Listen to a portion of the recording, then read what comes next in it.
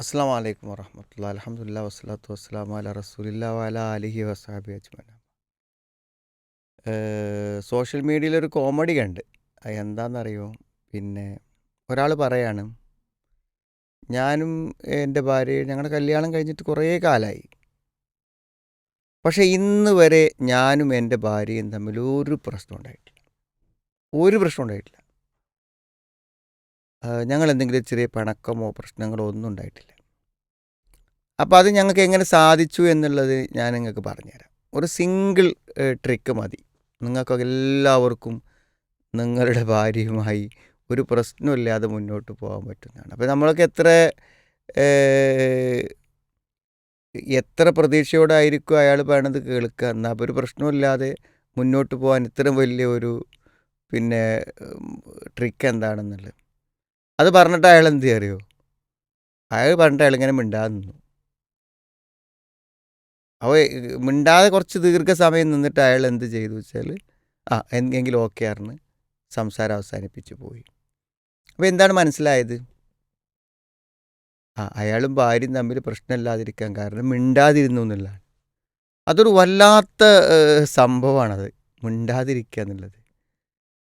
നമ്മളെ എപ്പോഴും ഈ വഴക്കുണ്ടാവുന്നത് എന്താണ് നമ്മൾ ശ്രദ്ധിച്ചിട്ടുണ്ടോ? നമുക്ക് ഏറ്റവും അധികം മനസ്സിന് അസ്വസ്ഥത ഉണ്ടാക്കുന്ന കാര്യമാണ് ഈ വഴക്ക് എന്ന് പറഞ്ഞാൽ. നമ്മളൊരാളായിട്ട് വഴക്കൂടുക, ആരോടാവട്ടെ, നമ്മുടെ അയൽവാസിനോടായാലും വേണ്ടില്ല, നമ്മൾ തമ്മിലായാലും വേണ്ട, ഭാര്യയും ഭർത്താവും വേണ്ട, ഈ വഴക്കുണ്ടാവുമ്പോൾ പ്രശ്നം, ഈ വഴക്കിങ്ങനെ ഉണ്ടായിക്കൊണ്ടേയിരിക്കും എല്ലാ സമയത്തും.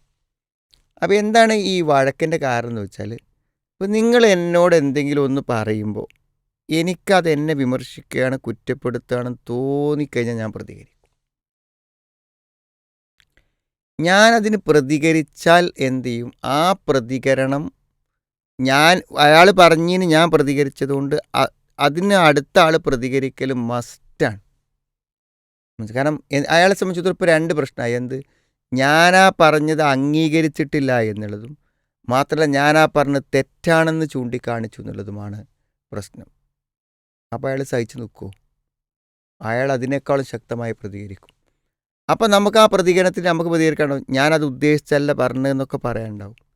ഞാൻ പറഞ്ഞു, ഇതിൻ്റെ ഒന്നും ആവശ്യമില്ല. നമ്മളോട് ഒരാളൊരു കാര്യം പറയുമ്പോൾ അത് ഒരു മറുപടി പ്രതീക്ഷിക്കുന്ന ചോദ്യമാണെങ്കിൽ ആ മറുപടി പറയാം.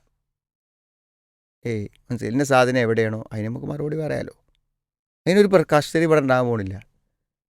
എന്ത് ഒരു വിവരം നമ്മോട് ചോദിക്കുമ്പോൾ വിവരത്തിന് ശരിക്കുള്ള മറുപടി പറയാം, സംസാരിച്ചോളിയും. അല്ലെങ്കിൽ നിങ്ങൾ എന്തെങ്കിലും ഒരു സംഭവം പറയുന്നു, പത്രത്തിൽ അങ്ങനെ ഉണ്ടെങ്കിൽ നാളെ ഭയങ്കര മഴയാണ്, ഇവിടെ റെഡ് അലർട്ടാണ്, എന്താണെങ്കിൽ പറയാനുള്ളത് പറയാലോ. അതിനെന്തെങ്കിലും പ്രശ്നം ഉണ്ടാവുന്നുണ്ടാവില്ല. എപ്പോൾ മാത്രമേ പ്രശ്നം ഉണ്ടാവുള്ളൂ നിങ്ങൾ നമ്മളൊരു വിമർശനപരമായി എന്നോട് പറഞ്ഞത് ആ സാധനം അവിടെ വെക്കരുതെന്ന് പറഞ്ഞാലേ, അപ്പോൾ എന്തിനാണ് അതവിടെ കൊണ്ടുപോയി വെച്ചത് എന്ന് നമ്മളോട് ഒരാൾ പറയാണ്, ഭർത്താവ് പറയാണ്, അല്ലെങ്കിൽ ഒരാൾ പറയാണ്. അതിന് നമ്മൾ എന്ത് ചെയ്യുമെന്ന് വെച്ചാൽ, അത് ഞാൻ കൊണ്ടുപോയി വെച്ചതല്ല, അതാരാ കൊണ്ടുപോയി വെച്ചത് എനിക്കറിയില്ല, ഒരു മറുപടി നമ്മൾ പറയുന്നു. അതെന്താ അത് അവിടെ വെച്ചാൽ എന്താ പ്രശ്നം? എന്താ അങ്ങനെ സാധനം ഒന്നും അവിടെ വെക്കലില്ലേ? ഞാൻ പറഞ്ഞു, ഇതിക്കൊന്നും പോകേണ്ട ആവശ്യമില്ല. ആ പറഞ്ഞീമേടെ അവസാനിപ്പിച്ചാൽ മതി. ഒരുപക്ഷെ നമ്മൾ നിരപരാധിയായിരിക്കും, എന്തോ ആയിക്കോട്ടെ, നമ്മൾ നിരപരാധിത്വം തെളിയിക്കാനും പോകേണ്ട. കാരണം എന്താ, അങ്ങനത്തെ മറുപടികളെ കൊണ്ടൊരു പ്രയോജനവുമില്ല എന്നതാണ് വസ്തുത. അതുകൊണ്ട് തന്നെ നമ്മൾ എന്താ അറിയൂ, നമ്മൾ റെസ്പെക്റ്റ് ചെയ്യേണ്ട ഒരാൾ, അധ്യാപകന്മാർ, മാതാപിതാക്കൾ, ഭർത്താവ്, നമ്മളെക്കാളും പ്രായമുള്ളവർ, മുതിർന്ന ജ്യേഷ്ഠന്മാർ, പെങ്ങന്മാർ, ഇവരൊക്കെ എന്താണ്, ഒരു വിമർശനാത്മകമായി നമ്മളൊരു കാര്യം പറയുകയാണെങ്കിൽ അതിന് മറുപടി പറയാൻ പോകരുത്. എന്നാൽ പിന്നെ അവിടെ കച്ചറകളില്ല, വഴക്കുകളില്ല. നമ്മൾ 100% നമ്മൾ ഉത്തരവാദിത്തമുള്ള കാര്യം പറഞ്ഞാലും നമ്മൾ എന്ത് ചെയ്യാറോ, അതൊരു തെറ്റിദ്ധാരണയാണ്, ചിരിച്ച് കേൾക്കാം, അത്രേ ഉള്ളൂ. നമ്മൾ മിണ്ടാതിരിക്കുക. നമ്മൾ ദേഷ്യപ്പെട്ട കാര്യങ്ങളൊന്നുമില്ല.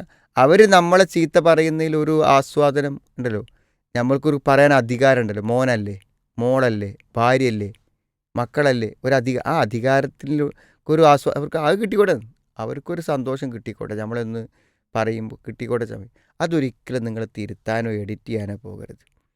അപ്പോൾ നമ്മൾ പറയുന്ന കാര്യം എന്താണ്, നമ്മളെ കുറ്റപ്പെടുത്തുന്നോ വിമർശനങ്ങളോ ആയ ഒരു കാര്യം പറയുമ്പോൾ അതിന് മറുപടി പറയാതിരിക്കുക. പ്രത്യേകിച്ചും നമ്മൾ ബഹുമാനിക്കേണ്ട ആളുകളോട്. നമുക്ക് മറുപടി ഉണ്ടാവും, നമുക്ക് ചിലപ്പോൾ സഹിക്കൂല, നമ്മളെ കുറ്റപ്പെടുത്തൊക്കെ ആയിക്കോട്ടെ, പക്ഷെ നമ്മൾ പറയരുത്. എല്ലാ വഴക്കുകളെയും അവസാനിപ്പിക്കാൻ പറ്റും. മൻകാന യുഅ്മിനു ബില്ലാഹി വൽ യൗമിൽ ആഖിരി ഫലിയഖുൽ ഖൈറൻ. അതായത് സ്വർഗവും നരകമൊക്കെ ഉണ്ട് എന്ന് വിശ്വസിക്കുന്ന ആൾക്കാർ നല്ലതേ പറയൂ. കാരണം നമ്മൾ ചീത്ത കാര്യം പറഞ്ഞാൽ എന്തു ചെയ്യും, നമുക്കത് ഭയങ്കര അപകടങ്ങൾ ഉണ്ടാക്കും. നല്ലതേ പറയുള്ളൂ. അല്ലെങ്കിൽ ഔലി യസ്മുത്ത്, അല്ലെങ്കിൽ മിണ്ടാതിരിക്കുക. രണ്ടിലൊന്നുണ്ടാവും. നമ്മളൊരു കാര്യത്തോട് പ്രതികരിക്കുമ്പോൾ നല്ലതേ പറയൂ, അല്ലെങ്കിൽ മിണ്ടാതിരിക്കും. ഇത് നമുക്ക് സാധ്യമാകുമെങ്കിൽ ഒരു പ്രശ്നവും നമുക്കില്ല. പ്രത്യേകിച്ചും ഈ ആളുകളോടൊക്കെ നമ്മൾ എന്തെങ്കിലും പറയുമ്പോൾ അവർ ദേഷ്യപ്പെട്ട് കോപപ്പെട്ട് ചിലപ്പോൾ നമുക്കെതിരേക്കായിട്ട് പ്രാർത്ഥിക്കുകയൊക്കെ ചെയ്യും. എന്തൊക്കെ ദുരന്തങ്ങളാണ് നമ്മുടെ പ്രതികരണങ്ങളെ കൊണ്ട് വരിക. അതുകൊണ്ട് അങ്ങനത്തെ ആളുകളോട് നമ്മൾ പ്രതികരിക്കാതിരിക്കുക. എന്നാൽ അവരെ നമ്മൾ അവോയ്ഡ് ചെയ്യുകയാണ്, അവഗണിക്കുകയാണെന്ന് തോന്നുകയും ചെയ്യരുത്. അത്തരമൊരു സമീപനങ്ങൾക്ക് നമുക്ക് സാധ്യമാവുകയാണെങ്കിൽ വഴക്കുകളില്ലാതെ ജീവിക്കാൻ നമുക്ക് പറ്റും. അള്ളാഹു സഹായിക്കട്ടെ.